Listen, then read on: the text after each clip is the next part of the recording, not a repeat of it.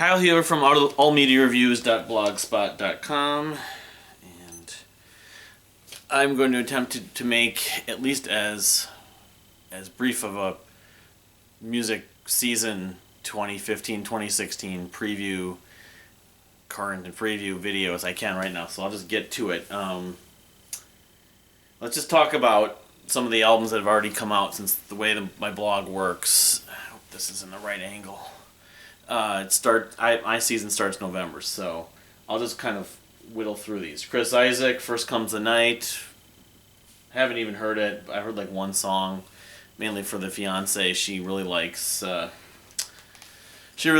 him, and we've seen him concert. Probably if we see him in concert. Anyway, Mute Math Vitals.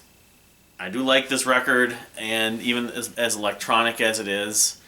I don't know if it will be at the top of my list or in the top 10 by the end of the year, but as it is right now, among the records that have come out since November, it would certainly be in the top 10 because it's still a good record. It flows well. Monument, Light Up, Joyride, Stratosphere. There's a lot of good songs on it. It's just a little different, a little more electronic, but the instrumentals especially, I was just mentioning it, probably stand out the most. Falling Up, the final Falling Up album. I hope I'm not getting a glare right now, but anyway, the final Falling Up album, it's a self-titled, and I think it's one of my favorites. It's probably not my favorite. My favorite probably still remains Fangs, but it's I did this interview with Jesse Raborti back in the summer of 2015, and it sounded like they spent more time at it, and as a result, I think it came out really well. And again, will this be on my year-end list in the top 10, top 20? Maybe, because it's a really good record. In fact, it's one of the best records I've heard since November, certainly. Probably in the top 3 or 4. Specific songs I just would mention, tracks like Boone Flyer and Into the Woodshop. The video for that is really surreal and very story-based. So, yes, I mean, what Jesse Raborti's going to do after Falling Up now, I don't know. The River Empires... Return to River Empires or the Gloomcatcher maybe, or this other project he mentioned, maybe do more soundtracks or cinematic work, stuff for commercials or something like that. But I know Casey Crescenzo and him have a relationship, and Casey recorded, a lot of the band recorded the Deer Hunter album not that far away in Washington. So then in December, Sicketh, Opicities EP or mini album came out, and the first release from Sicketh,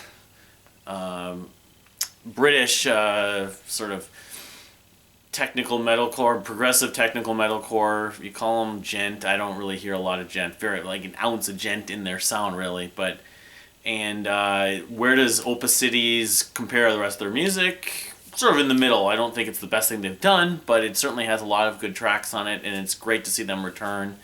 In the recording format. They've been playing live for the last few years, but they broke up I think 2008, and they probably were going to get back together at some point because there was enough interest, and I think the band were on good terms. But it's good to see them put something out again. I'm supposed to actually be getting, I thought I pre-ordered the vinyl, but I'm not certain. I just haven't received it, although I got a package in the mail, or 2 packages recently. So moving on, Jenny Lee Lindbergh of Warpaint has a solo album, Jenny Lee, called Right On, which I listened to a little bit, and it reminded me a lot of those self-titled Warpaint album, but I need to listen to it more. Very bass-driven, naturally, because I think she plays bass with Warpaint, if I'm not mistaken. Anyway, the jury's out. David Bowie's Black Star. I'm not going to elaborate on everything that's been going on with Bowie, of course, since he passed away, but I like the record. I give it about 3.5 stars, even factoring in the fact he's gone. But I don't consider it his best record ever, of course. And as far as the end of the year, I don't anticipate it unless I really find myself wanting to go back to it more in the top 10 or even 20. But it will be on my list, I would guess. All right, I can finally show something. Brooke Wagner's first record in a couple of years, the second record since 2013, called Swevin. Very good record. I'm really enjoying this record a lot. It's not a huge departure from her past music. Her 2013 album Originator, I think it was called. Originator? I think that was the name of it. But But I think there's more emphasis on the strings and the piano, I guess, comparably to Originator. But the Go Easy Little Doves remains my favorite record of hers. But that's let's see, the actual vinyl, and there's an insert with the lyrics. So very good, very good. My favorite track, the couple singles she released, or the advanced songs streams, are both really good. In Widowmaker, I think it is, and Ovenbird. But the splitting of yourself in two, I think, and Pennies in Youth are among my favorites. It's a lot of, female-driven singer-songwriter pop music, but with a lot of orchestral. So you could call it orchestral pop, I suppose, in a way. But she was classically trained, a Tennessee musician. She played with Jack White the last few years. But Go Easy Little Doves is a phenomenal record, and this record, along with her last record, Originator, are very much in the same ilk in terms of quality. So, all right, let's go on here. Steven Wilson's 4.5 just was released last Friday, and I give it a thumbs up. Also, about 3.5 stars. I've listened to it a couple times. Vermilion Core, the instrumental, probably be my favorite, but not really a bad track on there. Even the rearrangement, re-recording of Don't Hate Me with the female singer. But I don't know. Again, even though it's an EP, it's like 35 to 40 minutes. It could be a full length. I don't know. I guess it will be a thin year if it ends up being really at the top of my list, but I think it will still be in there because it's like Hand Cannot Erase and Raven That Refused to Sing in terms of quality. The songs are just there, and there's a lot of similarities or moments that remind me of both those records. It just doesn't sound like something new from him exactly, so I'm really looking forward to his next record and see where he goes with it. Let's just see here. Besnar Lakes Coliseum Complex Museum. I listened to it once, most of it. It's an acid trip like a lot of their music. I still think they're a better live band, but it's maybe their best studio record I've heard. Although it doesn't have any like singles, but they definitely capture a lot of that trippiness. Dream Theater, The Astonishing, 34 track, 129 minute or whatever it is. I've heard the two singles. The second one that was shared, which I'm blanking on the title right now, recently.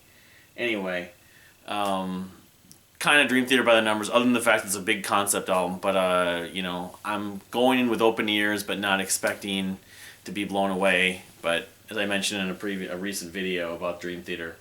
Obscura Arcoasis, my friend, that drummer guy, reviewed it on his website, and he gave it 10 out of 10.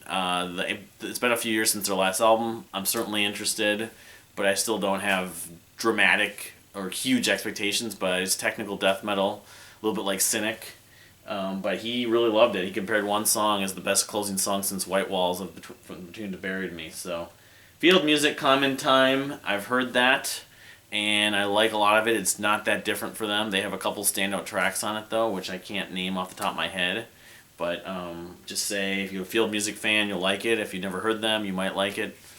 But it's not a short record like most of the records. Textures, Phenotype, haven't been into them for a few years. Their last record I didn't really get into that much, but we'll see what happens.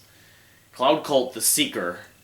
This one I'm very interested in. Plus there's a film with Josh Radnor of How I Met Your Mother, among other people, that it's also sort of based upon. But there's no dialogue in the film. But anyway, The Seeker, I've heard 5 or 6 songs since I pre-ordered it, and I'm going to get vinyl, some recycled vinyl finally from Cloud Cult. But I love Cloud Cult. Most of the records of the last 7 or 8 years I've really enjoyed, and so I don't know why I wouldn't enjoy this. The songs that have been released, while don't sound dramatically new in style to them, maybe other than the whole cinematic thing, definitely is one that I can anticipate having a lot of interest in, and we'll see where it goes. The first song, No Hell, is one of the songs that was shared, and that's definitely, one of the better songs of the last few years. Let's see here. Hands of Despair, sort of dark progressive metal of the sort, sort of dark, it's more like almost gothic, not gothic, but it's not death metal exactly. It's like Green Carnation kind of. They kind of remind me of them in a bit, but I love their last record. The production, the vocal styles, the vocal clarity, the vocal harmonies, just the overall songwriting was just phenomenal, even though the songs weren't short. So they're an obscure band. The album's called Bereft. So that comes out, I haven't been given the dates, I think February 15th. So Tiles, Pretending to Ruin, double album, just like Dream Theaters. A lot of big guests, including Ian Anderson, Mike Portnoy, a lot of other people. Check it out. Used to be a Tiles fan, big Tiles fan in the late 90s. Kind of just dropped off, but I'll still check it out. Certainly, it might surprise me. Isan Arctis, I think it is. Progressive black metal of a sort. If he uses a saxophone or some other chamber or wind instrument that adds to the metal style, I'm certainly interested. The last record I didn't love. The one record I really loved from Isan, I really liked, was After from 2010. So Vector Terminal Redux. Vector, the last two Vector records were just amazing. Very awesome, thrashy progressive extreme metal. And I don't expect anything different from this because these guys really know how to write those riffs and those that have that energy. So we'll see. I'm going to see them live finally next month too. I'm really excited for that with Voivod in St. Paul. White Denim Stuff comes out on the 25th of March. Like White Denim, the last couple records, the last one wasn't quite as good as the previous one. I forget the name of it. It was something to do with Lemonade, Corsicana Lemonade, but sort of a jam bandish proggy sort of. They're not like Umphrey's McGee. I don't like the comparison, but I sort of think of them as sort of college rock's answer to Umphrey's McGee or something. So we'll see. I don't have huge expectations, but I'm looking forward to it still, just to check it out. Radical Face comes out sometime in April, I think it is, along with the Dredge Cats Without Arms vinyl, colored vinyl. But Radical Face, the Family Tree 3, the last album of the Family Tree series. Big fan of Radical Face.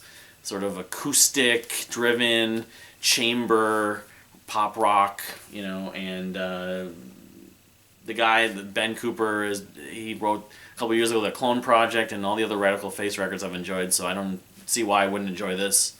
He actually released an album called Bastards, which was sort of B-sides back in November, but I didn't really include it because it was B-sides. Clint 1918, supposed to put out Die Sentimental again. We've been looking forward to for many years now, 3-4 years, but the follow-up to 2008, Just in Case We Never Meet Again, something with Cassette Generation, soundtrack for the Cassette Generation, sort of Italian